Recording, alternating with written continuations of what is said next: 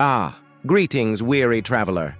You've stumbled upon a tale of swords, smoke, and stupidity, the kind only the English Civil War could provide. Pull up a seat and let me, King Arthur, yes, that one, regale you with the bloody brilliance of the Battle of Naseby, where Oliver Cromwell gave the Royalists a good old-fashioned boot to the crown jewels. Now, before you gallop off into the sunset of ignorance, do me a courtesy. If you enjoy tales of betrayal, battlefield blunders, and brooding men in silly hats shouting for Parliament, then strike yon like button, subscribe to the Realms Chronicles, and leave a comment below. Tell me, would you have sided with the king or the men who wore, what was it, tinfoil for helmets? Ah, yes, the parliamentarians. Let's ride. The year was 1645. England was a mess. The kind of mess not even Merlin could tidy up. On one side, King Charles I, a man so obsessed with divine right he seemed to think God was his personal butler. On the other, the parliamentarians, led by a stern, scripture-loving warhorse named Oliver Cromwell. Picture a Puritan with the intensity of a caffeinated owl, and that's your man. Now Charles had a problem. His army, the Royalists, was shrinking faster than a noble's honor in a tavern brawl. Meanwhile, Parliament had reorganized their forces into the new model army, and let me tell you, it was less model and more death machine with discipline. They trained, they drilled, they wore matching outfits. It was all very Instagrammable, had Instagram existed. Cromwell and his mates caught wind that the King's forces were marching north after a cheeky victory in the west. The parliamentarians, led by Sir Thomas Fairfax and supported by Cromwell, galloped out to meet them near a sleepy village called Naseby. And on the 14th of June, as the mist rolled across the fields, both armies prepared for a fight that would decide the fate of the kingdom. Oh, and what a fight it was!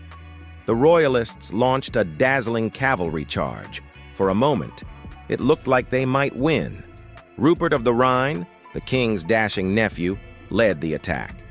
He was brave, bold, and tragically about as disciplined as a squirrel on ale. His men charged too far, chasing parliamentarian baggage wagons like children after sweet rolls, leaving the main battle exposed. Cromwell saw the opening and struck like a man possessed by divine fury, or possibly caffeine. His cavalry smashed into the Royalist left, then wheeled around like angry bees and hit the center. It was not so much a battle as a well-coordinated clobbering.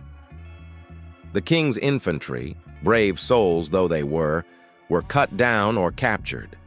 Charles himself barely escaped, riding off as his army dissolved into panic and mud.